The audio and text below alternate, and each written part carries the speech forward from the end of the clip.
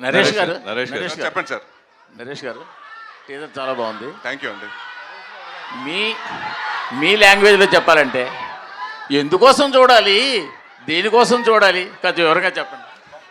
ఎందుకోసం చూడాలంటేనండి, ఇది ప్రతి ఒక్కడు చూసుకుంటే కనెక్ట్ అవుతారండి. ప్రతి ఒక్కడు బచ్చలమల్లే లైఫ్లో.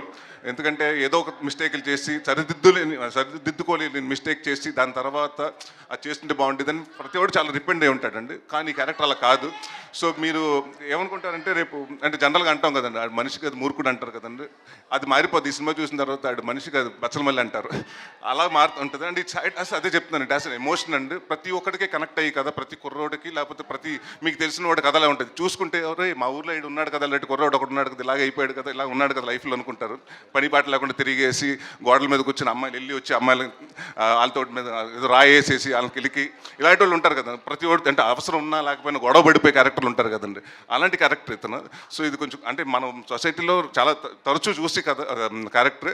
సో దాన్ని కొంచెం మూర్ఖత్వం బార్డర్లు దాటేస్తే నీ లైఫ్లో ఎలాగైపోతాయని చెప్పడానికి కోసం తీసిన కదండి. సో అది అంతకు చూడాలి. నరేష్ గారు చెప్పండి. సురేష్ గారు నమస్కారం అండి. చెప్పండి. నమస్కారం అండి. మీ నొలగ మంచం బాగుందా, కంఫర్టబుల్గా ఉందా? ఏదండి? నొలగ మంచం బాగుందా, కంఫర్టబుల్గా ఉందా అంటే తిరిగిపోయింది. వచ్చేయండి మీరు కూడా సాయంత్రం కూర్చుందాం. సరే, ఎప్పుడైనా మీ కెరియర్లో అంటే నాన్నగారు చిన్నప్పుడు విలేజ్లో ఉండి నొలగ మంచం మీద పడుకుని ఆయన పెరిగారు నాకు తెలిసి. సో అలా ఎప్పుడైనా నొలగ మంచం మీద కూర్చోవడం జరిగింది? ఇదే ఫస్ట్ టైమా? ఎప్పుడు చాలాసార్లు అయిందండి. చాలాసార్లు సినిమాలు కూడా చేసాం. గమ్యం సినిమాలో మొత్తం క్యారెక్టర్ ఇక్కడ పడుకుని ఉంటాడు కదండి. సో అలవాటు ఉన్నాయండి. మరీ నేను అంత బాగుంది గోల్డెన్ స్పూన్ ఏం కాదులేండి. అది ఎరగొట్టారు, నొలగ మంచం ఎరగొట్టారు మాట అయితే. అంటే మన హైట్కి అవి సరిపోవు. సరే నేను చెప్పి పడుకుంటాను. మీరు మళ్ళీ ఇంకొక రకంగా తీసుకోండి. సరే, అసలు విషయాలు వద్దా. 60 సినిమాలు పైగా మీరు చేశారు. 60 సినిమాలు పైగా చాలా సినిమాలు చేశారు. అయితే ఎన్నో క్యారెక్టర్ చేశారు.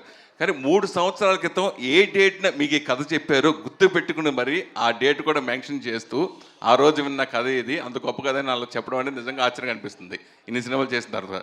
సో మీ రియల్ లైఫ్లో ఇలాగ ఎన్నో సరిదిద్దుకోని తప్పులు, ఇందాక ఎమోషనల్గా డైరెక్ట్గా చాలా అద్భుతంగా మాట్లాడారు, అది రియల్గా జరిగింది. అది మీ రియల్ లైఫ్లో సరిదిద్దుకోని తప్పు మీరు ఎప్పుడు ఏమైనా చేశారా? అలా ఎప్పుడైనా మీరు బాధపడే సంఘటన ఏదైనా ఉందా? చాలా ఉన్నాయండి. చాలా సందర్భాల్లో అంటే ఎప్పుడు కొన్ని నిర్ణయాలు సరిగ్గా తీసుకోకపోవటం వల్ల చేసిన సినిమాలు ఉన్నాయండి. అది చేస్తుండకపోతే నా కెరీర్ ఇంకొక రకంగా ఉండేది అనుకున్న ఇది కూడా ఉన్నాయి. అండ్ డెఫినెట్గా చాలా ఉన్నాయి. అండ్ ఒకటి ఏంటంటే, చాలాసార్లు చెప్పాను నేను, మా ఫాదర్ ఆ రోజు హాస్పిటల్లో ఉన్నారు. ఆ రోజు నాకేంటంటే దాదాపు 56 మంది ఆర్టిస్టులు ఆ షూటింగ్ చేయాల్సి వచ్చింది. ఆ ఒక్కరోజు నేను షూటింగ్ వెళ్ళకపోతే బాగుండేది అనిపించిందండి. ఇప్పటికీ అది రిగ్రెట్ ఉంటుంది. నరేష్ గారు హాయ్ అండి. ఈ క్యారెక్టర్ చాలా టిపికల్ క్యారెక్టర్, ఇది చాలా డిఫరెంట్ క్యారెక్టర్. ఆయన చూసి రాసుకున్న క్యారెక్టర్ అండ్ ఒరిజినల్గా కూడా మచ్చలమల్లి ఉన్నాడు. అవునండి, కలిసాను నేను. మీరు కలిసారు కూడా. సో ఈ క్యారెక్టర్లకు వెళ్ళడానికి కానీ ఇది లోపలికి వెళ్ళడానికి టైం పట్టిందా మీకు, లేదంటే అతన్ని స్టడీ చేశాక కొంచెం? లేదు, బిహేవియర్ ఇంపార్టెంట్ కదా ఈ క్యారెక్టర్కి. లేదండి. అంటే నేను అతను బచ్చలమల్లి అన్న ఒక క్యారెక్టర్ ఉందని తెలుసు. దాన్ని ఇన్స్పిరేషన్ తీసుకుని అతను చేసిన అంటే ఇన్సిడెంట్స్ ఏంటి ఆ లైఫ్లో అతను చేసుకున్న ఎన్ని నన్ను కథగా చెప్పారండి. సో నేను అనుకున్నప్పుడు ఆయన ఏమనుకున్నారంటే, నాకు ఇలా కావాలంటే ఇలా బాడీ లాంగ్వేజ్ అని ఉండాలి, ఇలా ఉండాలి, నాకు లూజ్ బాడీ లాంగ్వేజ్ ఉండాలి, ఈ సినిమాకి హీరో స్టిఫ్గా ఉండకూడదు, కొడితే అలా అది కాదండి, చాలా లూజ్గా ఉండాలి, ప్రతి వాడు అంటే చూడగానే ఇరిటేషన్ వచ్చేయాలి జనాలకి, అలాంటి క్యారెక్టర్ ఉండాలని. దాని తర్వాత అతను అక్కడ షూటింగ్ వెళ్ళిన ప్రాసెస్లో కలిశానండి. అతను చూస్తే షాక్ ఏంటంటే అతను ఇంతే ఉన్నాడు.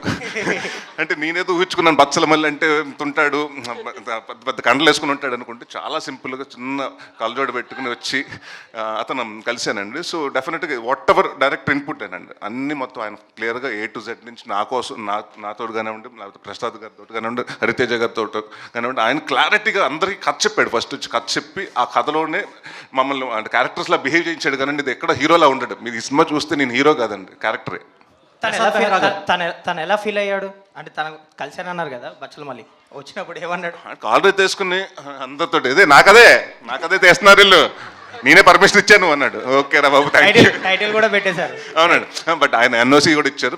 అంటే చాలా హానెస్ట్గా ఇన్నోసెంట్గా ఉంటుంది. బట్ ఇప్పటికే ఆ పొగరు ఉంది, ఇది బలుపు ఉంది. ఇంకా సుబ్బు గారు సార్, సార్ ఈ సినిమాకి సంబంధించి అందరూ క్లైమాక్స్ గురించి ఎక్కువ చెప్తున్నారు, మీ టీం కానీ బయట కానీ. సో ఎమోషనల్గా ఉండబోతుందని, ఎలా ఉండబోతుంది క్లైమాక్స్? సినిమానే కదండి మొత్తం కథ. అంటే అందరికి ఏంటంటే తెలియకుండా ఇది ఫస్ట్ నుంచి ఇది యాక్షన్ సినిమా, బచ్చలమల్లి అంటే ఇది ఏదో యాక్షన్ సినిమా అనుకుంటున్నారు. అంటే ఫైట్లు ఉండవు, 3 ఫైట్లు ఉంటాయి. ఇట్స్ మోర్ ఆఫ్ అంటే నవ్వుతాం, కామెడీ అంటే ఫుల్గా ఉంటుందని కదండి. ఎవ్రీథింగ్ మిక్స్చర్ ఆఫ్ లైఫ్ లాగా అన్ని ఎమోషన్స్ ఉంటాయి. సో ఏడుపు అన్నది కూడా ఒక ఎమోషన్ అండి, మొత్తం సినిమా అంతా ఏడుపు ఉండదు.